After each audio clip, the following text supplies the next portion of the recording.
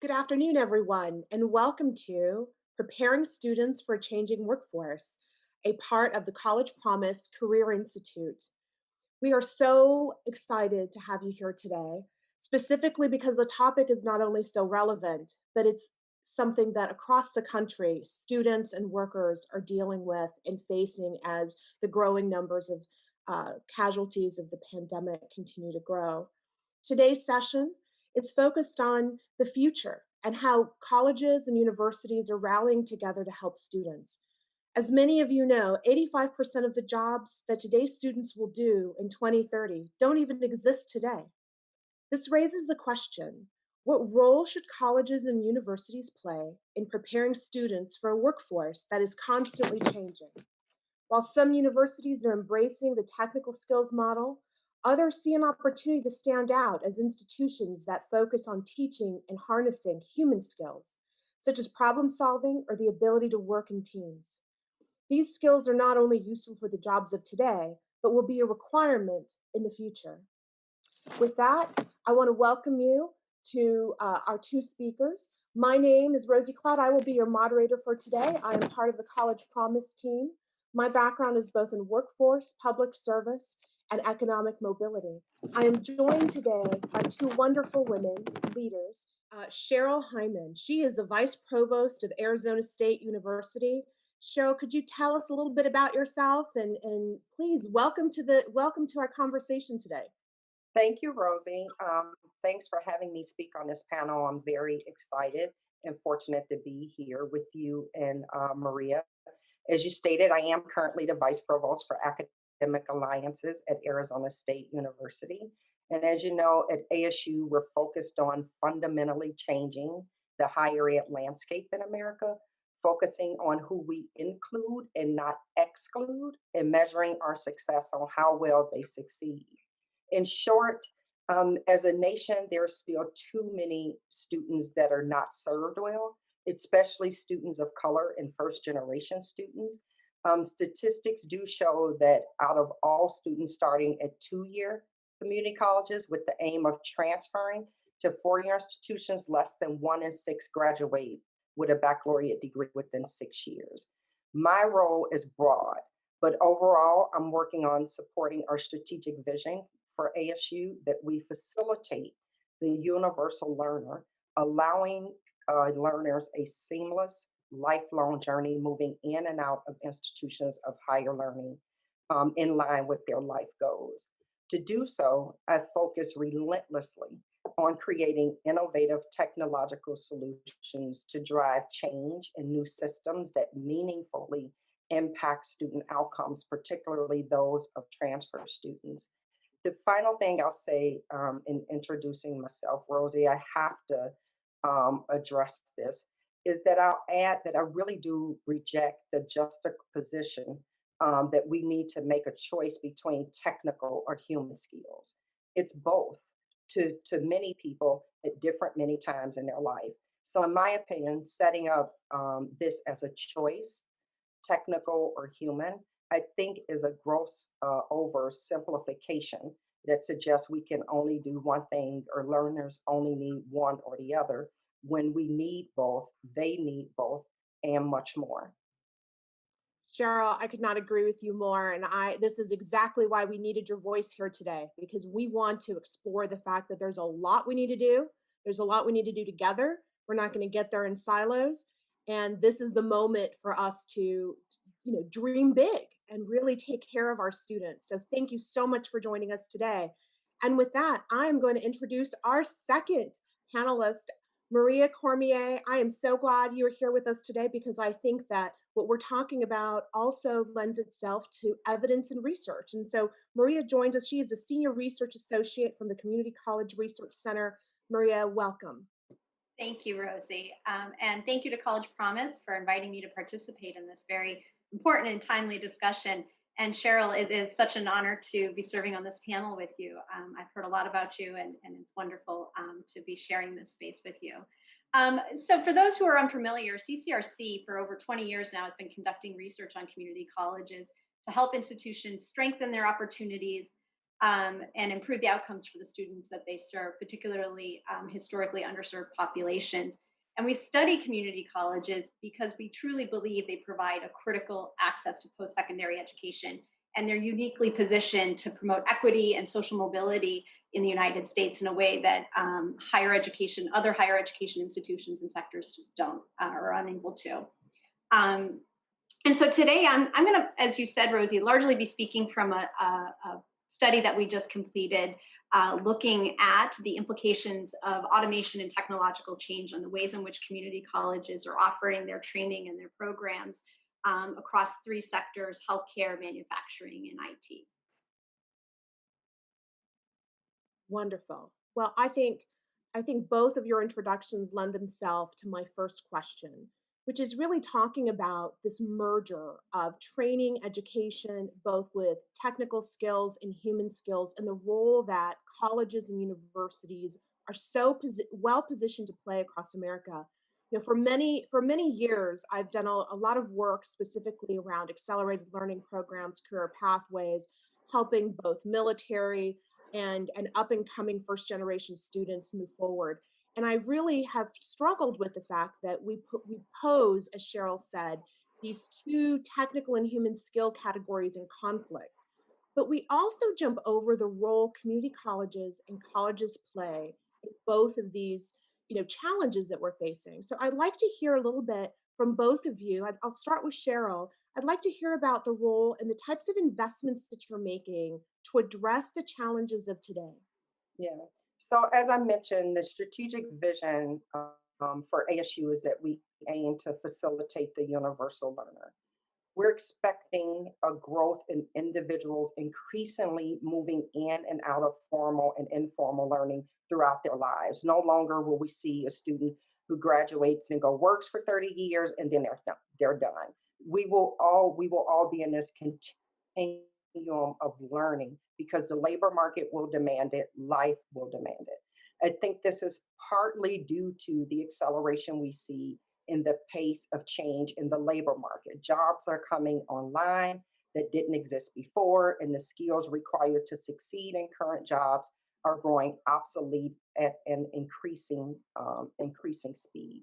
So, to facilitate the universal learner, we're making substantial investments in innovation in the skills and infrastructure that our institution needs to permit such fluid entry and exit from higher learning. One example that I'll give you of such innovation is that of what we call the Trusted Learner Network, which aims to substantially increase the data exchange between institutions and employers while allowing the learner to retain control of their learning across their lifetime. So, a big problem we have is just learners understanding what's available, what's out there, employers understanding the competencies achieved, and then institutions being able to exchange data to help learners make that successful transition. So I think we need to really understand what role data sharing and access to real time data will play.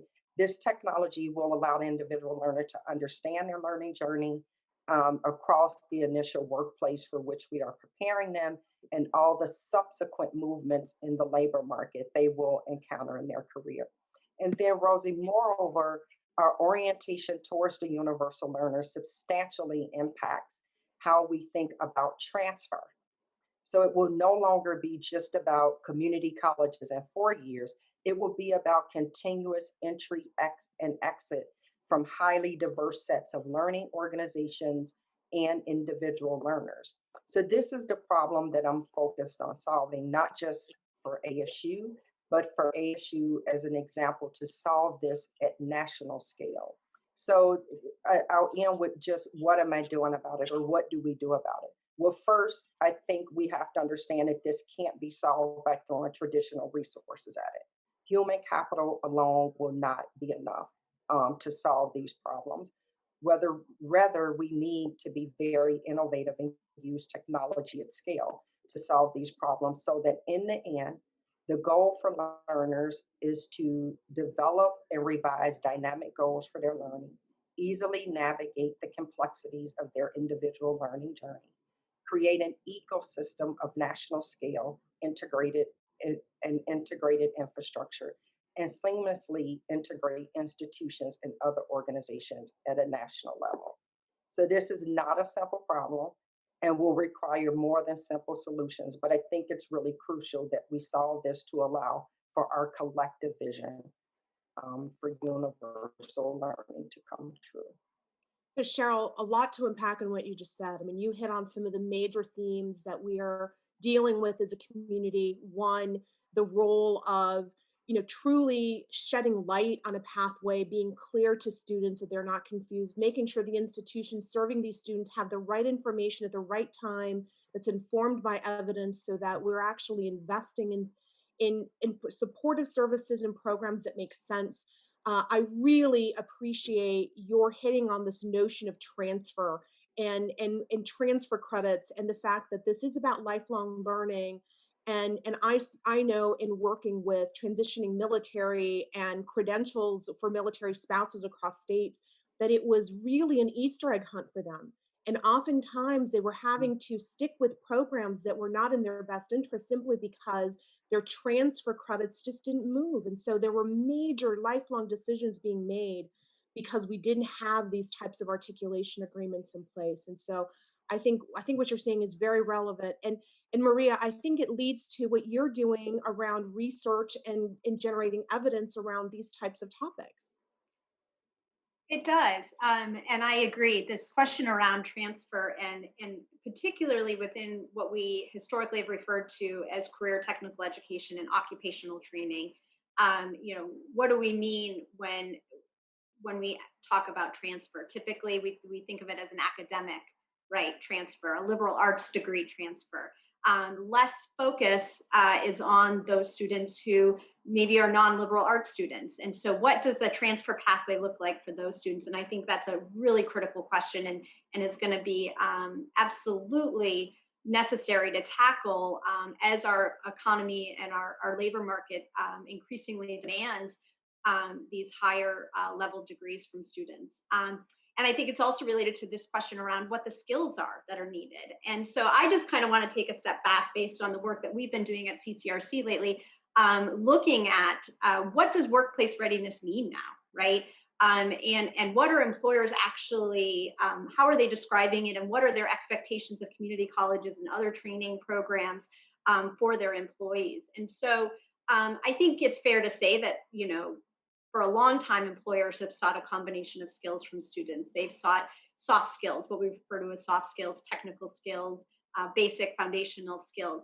But what we've heard recently from workforce leaders, administrators, faculty, is that these skills are actually changing in very complicated ways. It's, as we've talked about already, it's not an either or anymore, right? It's not a technical or a humanities. It's really about integrating the two and figuring out how to do that in a way that all students have access to these skills, right? So that liberal arts students perhaps are learning the technical skills, and students who typically are referred to as occupational programs are learning those liberal arts skills. And so we heard a lot about the need to integrate the two, to break down those silos at the college level. And in particular, kind of two areas of skills that kind of move the discussion beyond this either or, I think necessitate this kind of attention and this focus. One is the increasing demand for digital literacy, right? We're not just talking about automation, changes to the actual machinery, right, in a manufacturing plant. We're talking about the actual use of technology in the workplace from the employee perspective. And that is increasing across all industries. No longer can you enter a job without knowing how to use Microsoft Word, Excel. And so as that, accelerates within the workplace, employers are asking colleges, you need to make sure all of your students are graduating with digital literacy. And even more so, understanding how to interpret, how to use data, how to input data into this technology. And so it's a combination of digital literacy and data literacy. And these are, entry-level jobs, middle skills jobs, higher skills jobs. We're seeing this shift happen. And so what does that mean, again, for the ways in which colleges are preparing their students to enter the workplace? And so, what we actually heard is that yes, colleges want to be able to do this, but there are tremendous resource constraints. And Cheryl, I think this speaks to your point. Like, we can't just, invest in this human capital. It really is going to take a reimagining, a revisioning of how we resource and fund our workforce training programs, our colleges, to provide all students access to these opportunities. And the second skill area that I think colleges are going to have to tackle, and this is something CCRC has been studying for a long time, is how do we equip students with stronger math, reading, and writing skills? Because jobs are changing, right? So they're not just getting displaced, but there's job augmentation happening. And so the skills expected of employees entering into these first level jobs, they're increasing in their complexity. So, someone entering the shop floor is now being asked to think and do things that perhaps the engineer was doing 5, 10 years ago. And oftentimes that involves more complex math skills. And so, particularly at the community college level, there's been a lot of reform in this space and helping students acquire the math skills needed, not only for a liberal arts degree, but now increasingly for these occupational programs and degrees. Maria, earlier today we heard from Jamie Marasotis from Lumina talk about his new book on human skills and the role of AI. One of the things that I really appreciated from his conversation, and I also believe in that in these types of disruptions, in these situations where we're having such seismic shifts, especially in the skills and in the workforce demands and requirements, that there's also tremendous opportunity. There's a tremendous amount of opportunity in that as jobs are destroyed, new jobs are created. Jobs that we haven't even imagined before are really on the precipice of becoming real. And I found the conversation both with him and in his book very relevant because it goes to this idea of, Americans don't know what jobs really they should be both interested in or upskilling or training and educating themselves to. And this idea of career exploration, in my opinion, can't begin soon enough, right? A 13-year-old, I have a 13-year-old today, he's learning coding. But you know what? His civics class and other courses on analytics and stimulating curiosity and problem solving will probably serve him equally, if not more, right, as he goes through life, because that's just the nature of work and how it's evolving. And so I think do you all feel, and I'd love your opinion, what can we do to inform Americans to create greater understanding about the jobs of tomorrow, those jobs that don't even exist yet? Maria, I'm going to start with you because I know you've done some research around these efforts, but I'd really like to hear how you see evidence and data and then this career exploration, role, being informed by research. And then Cheryl, you're actually doing it on the ground. So I'd like to hear your examples of how you incorporated this into your day-to-day leadership in the university. Maria. Sure. So, career exploration, it's critical, right, across all stages of life. And again, going back to what Cheryl said, we have to start thinking of education as a lifelong learning process, right? It's not just something you start at 13 and you end at 18, because both of my parents actually returned to college later in life, or so I thought it was later in life. And now that I've passed that point, I'm like, oh, that wasn't so late actually. And my mom was a janitor, and my dad, worked on the freight docks at Logan Airport in Boston. And they decided to go back and get their undergrad degrees. And they started off at community college. My mom went to UMass Boston, and then went on to get a graduate degree, a PhD in molecular biology, right? Whoever thought that could be possible? But this idea that learning doesn't stop, and we have to create these stronger entry and exit points for students and employees to come back and return. And so career exploration, I think, is critical to that.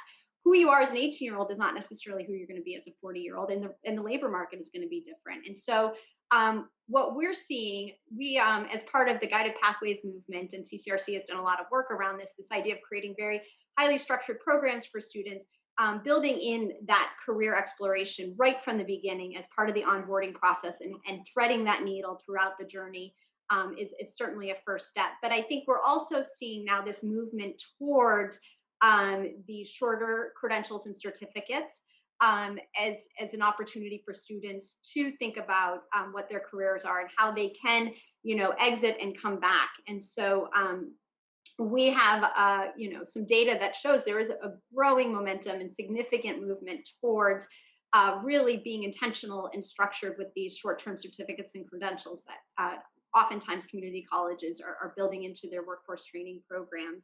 Um, and so, for example, at one college that we visited, they have a 6 to 8 week short-term certificate program that allows a student to get out into a high-demand job, IT job, and but then it's also though embedded in part of this longer term credential and a pathway to a 2 year, and in some cases there are pathways to 4 year degrees, such as Cheryl is saying.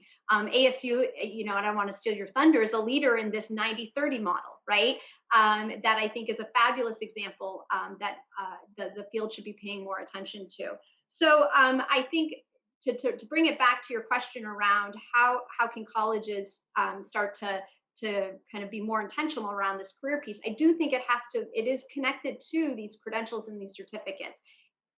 All of that is to say, these are only successful to the extent that they are tied to employment, and they are tied, and that colleges have strong partnerships with their employers, and they have employers who are willing to recruit and hire their students. If you do not have labor market data and a labor market data infrastructure to be able to do that quickly and rapidly, and if you don't have those strong partnerships, these certificates and these credentials are not going to be valuable to the student and ultimately to the institution. Maria, I mean, I think you're hitting on some very critical issues here. Cheryl, I'm going to turn it over to you in a second, but I think that I want to wrap this, a couple of points that you made that I applaud.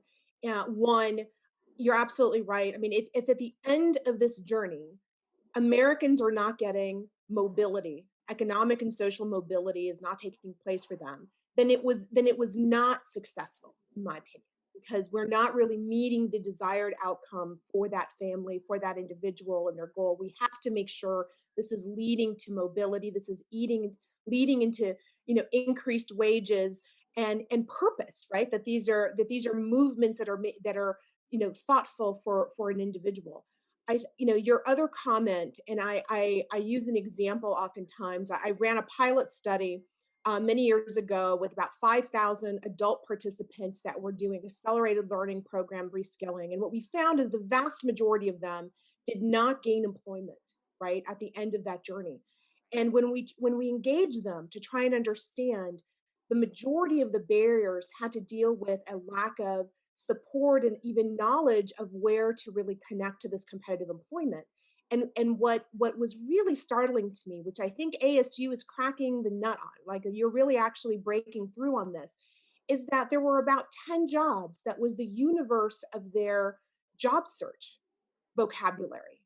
And so they were imposing these 10 job only kind of limits to their dreaming big and their future aspirations. And it became a barrier, a needless barrier to them. So Cheryl, tell me a little bit about how ASU, I mean, Maria talked about you all are cutting edge, leading the way.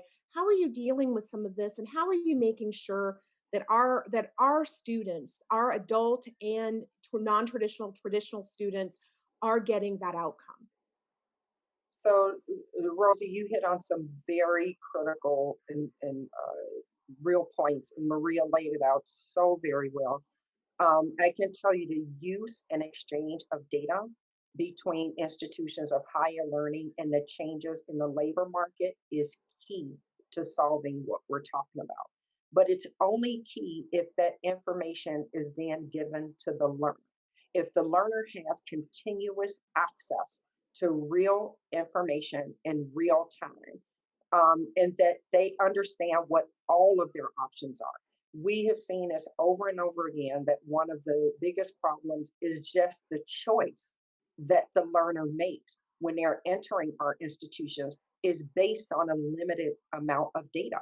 And so we have all this data, we understand what's happening in the job market, but how is that data being given to the user?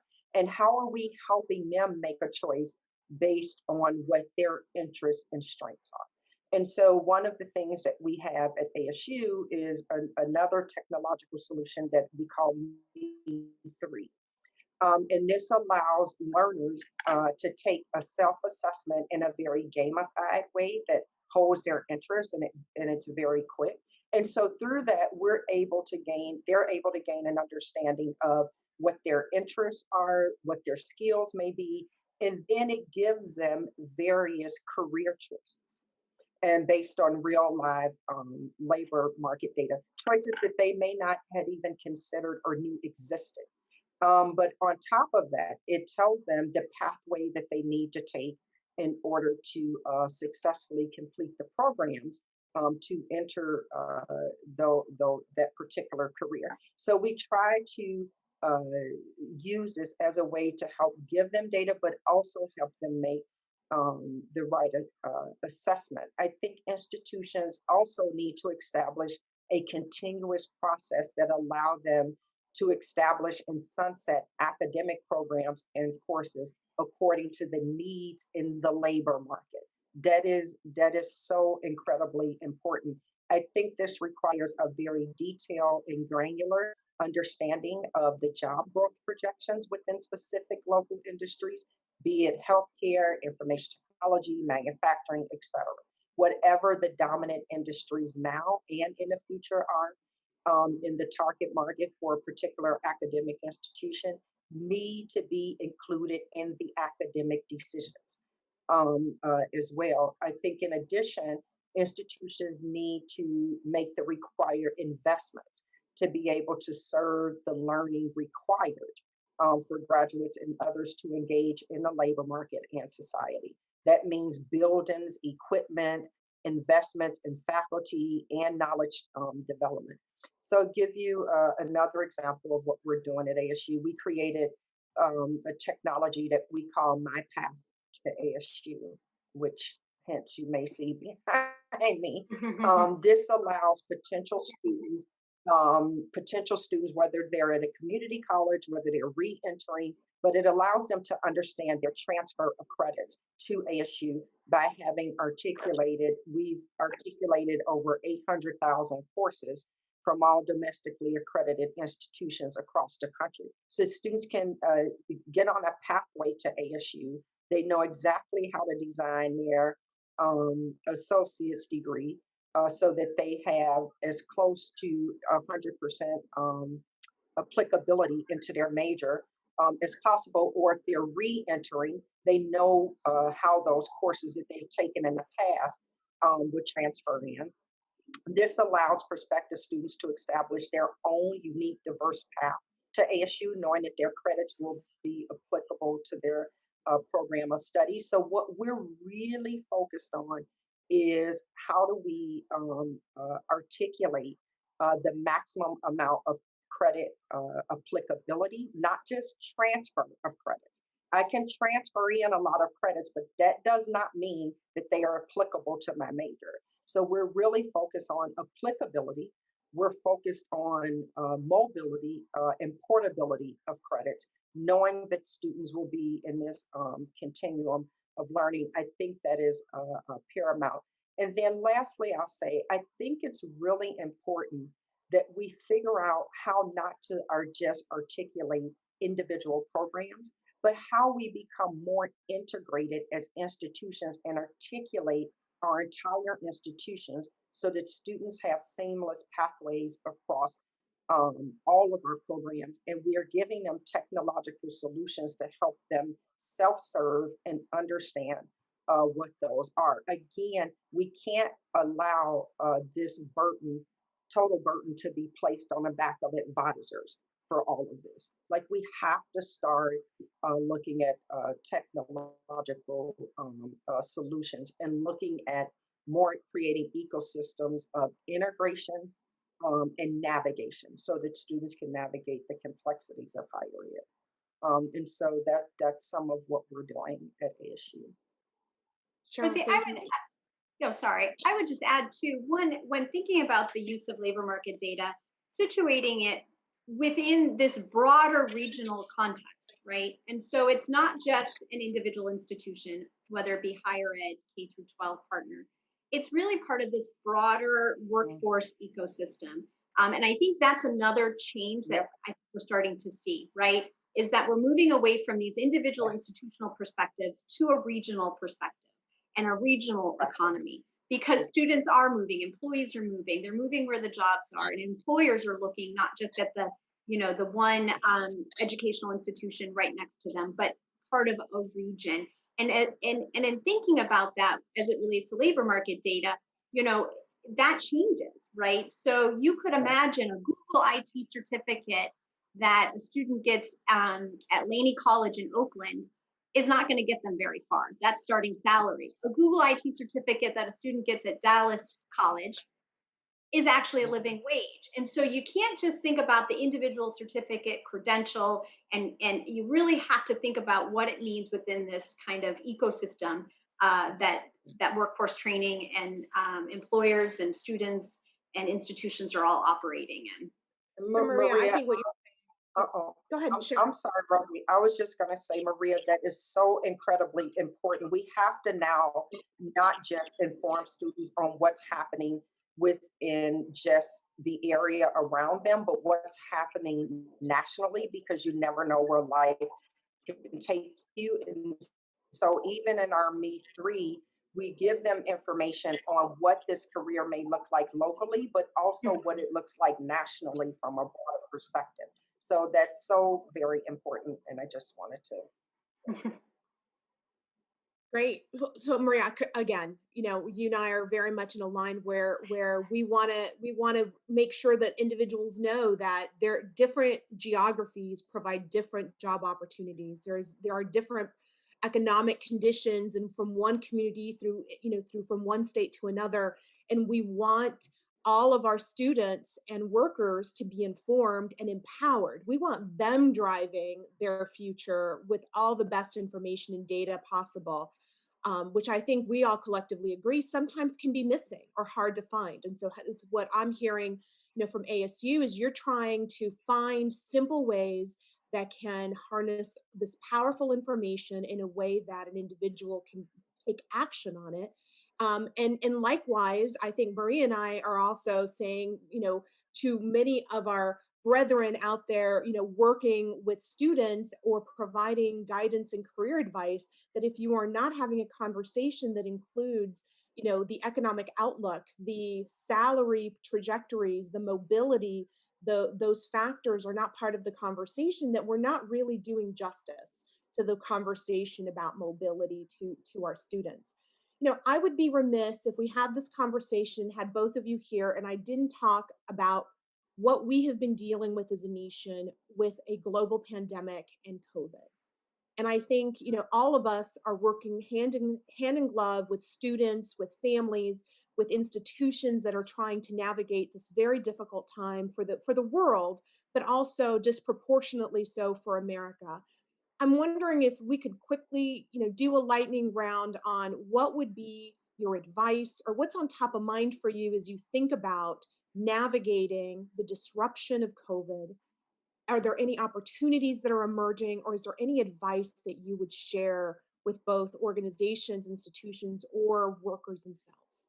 I will start with Cheryl, and I will move, from Maria after that. Thanks, Rosie. And that is such an important topic that's at the top of everyone's mind. I think we've been, in all humility, I think we've been a little bit of fortunate at ASU is we've been able to use our existing capabilities in a very productive way during the COVID pandemic. We had such a strong digital infrastructure, and we already had the capability for the state of the art virtual instruction at scale. And we've been able to leverage that to the benefit of our students. And so we've been able to help our students continue their learning, and help our faculty continue their teaching utilizing various modalities for teaching and learning. But to some extent, we've been able to support other institutions as well. For example, we have a master class for faculty, which helps them understand how to move their instruction online. It's a 2-week online workshop designed to facilitate peer sharing of strategies for designing and teaching online courses. Participants complete activities as students using pedagogy and technologies designed to enhance online learning. So we've had many faculty take and benefit from this class, including we've had quite a few faculty from some HBCUs, which we found to be a very good collaboration. So there are examples of other institutions and other systems and states that have been able to start steering their institutions towards students' focus in the labor market outcomes. How do we handle all of this during a global pandemic, right? How do we operate in these different modalities? How do we ensure that our students' learning is continuing? And we've seen quite a few institutions who try to work through these very challenging times. But however, Rosye, I have to say, despite more than a decade of focusing on, the change that's required in higher ed, everything that this pandemic has caused us to face, it also has highlighted how far we have to go between, very positive examples and true excellence. I do believe we're in a pivotal moment in American higher learning. If many institutions, as expected, are not able to weather the financial storm they are currently experiencing, it may finally provide the impetus for the kind of change that is required. But this is a time where we all need to come together. We all need to leverage each other's resources and share each other's resources, each other's expertise for the sake of our students and our learners, to help them. And I do remain cautiously optimistic about the future.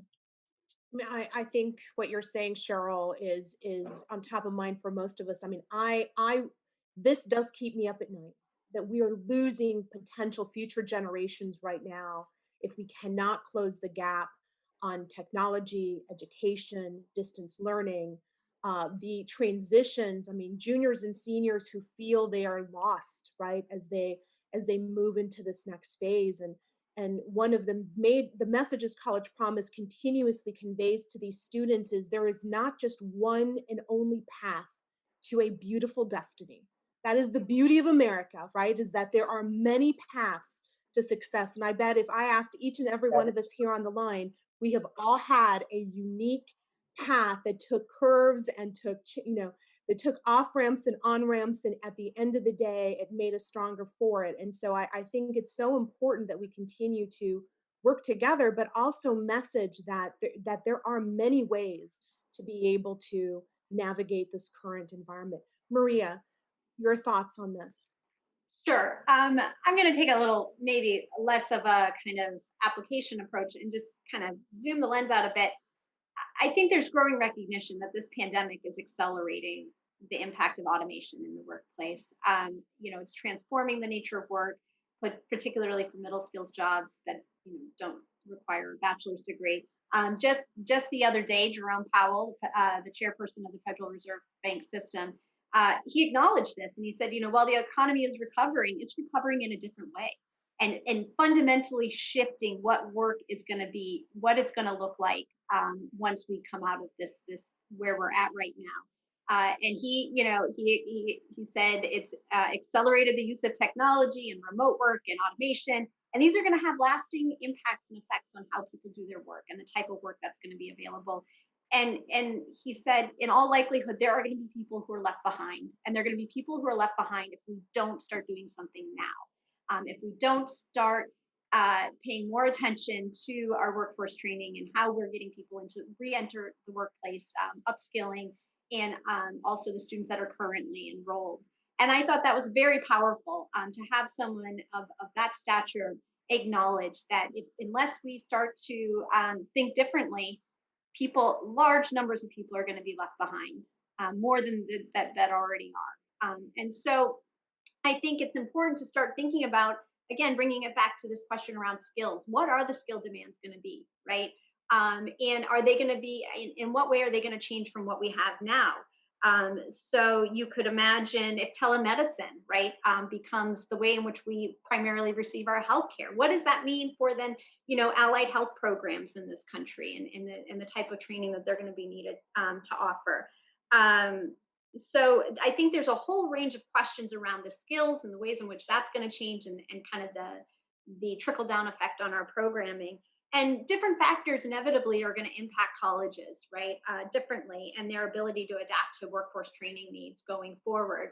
But one in particular, I just want to call attention to, and not necessarily say that this is going to be the case, but just to raise it as a question perhaps for people to ponder is, are we going to see a reemergence of these for-profits entering the market again, right? Is this an opportunity, or is there a door open now, for new players to enter the field in a way that we were sort of starting to address, and what that means then, right? Are we going back to a time when some students perhaps are not getting the quality education that they need in order to have high demand jobs? And so again, just raising it as a question, thinking about it as, while there are opportunities, what else is kind of coming behind the door there?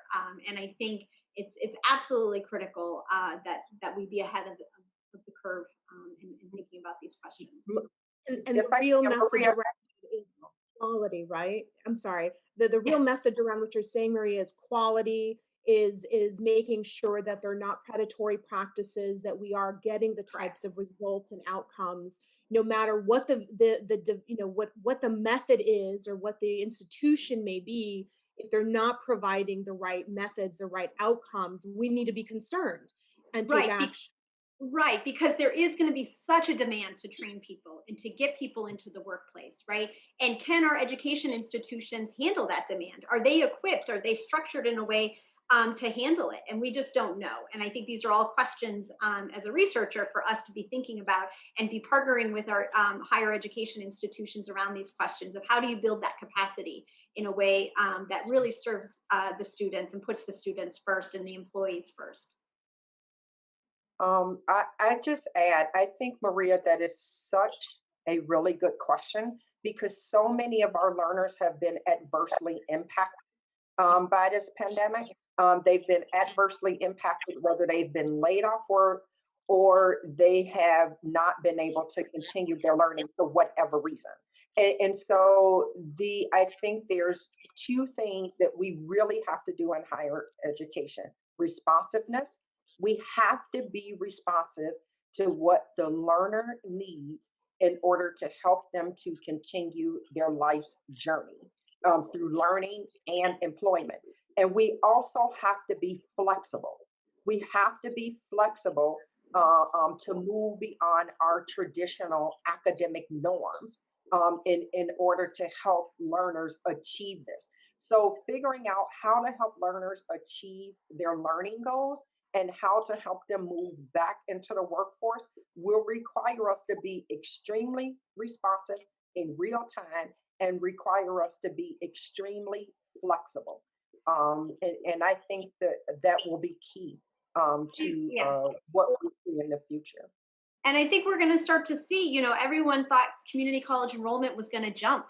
And we've had two reports now. Latest data suggests it's not, it's decreasing. It hasn't increased in a way that these typical cycles would suggest increase in enrollment. And so I think what we're going to start seeing is colleges are really going to be reaching out to students that historically have not been targeted, particularly on the continuing education side. So we're going to start seeing a lot of focus and attention on English language learners, right? Who often go to continuing education to get their, certificates or their non-credit programming in English language learning. So that's a whole population of students that colleges tend to just kind of leave over on that side of the house.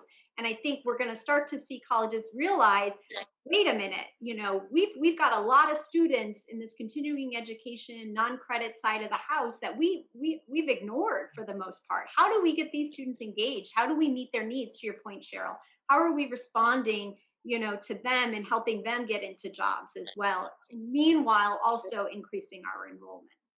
And so So that's really going to require this And, stronger and integration. So at the end of the day, I think what we're And hearing, Marie, what we're saying collectively is we will up our game, right? This is the call to action is we are all having to up our game. We are all having to think about all students, even those that oftentimes have been left behind because they were more difficult to serve. The demand today requires us to make sure that we're serving all students and that we are knowledgeable about their needs and are creating opportunities for them, which I think that is the spirit of our conference this week. That is the spirit as to what each of our organizations are trying to achieve.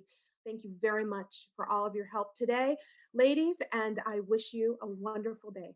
Take good Thank care. you. Take thank care. you. Yeah, thank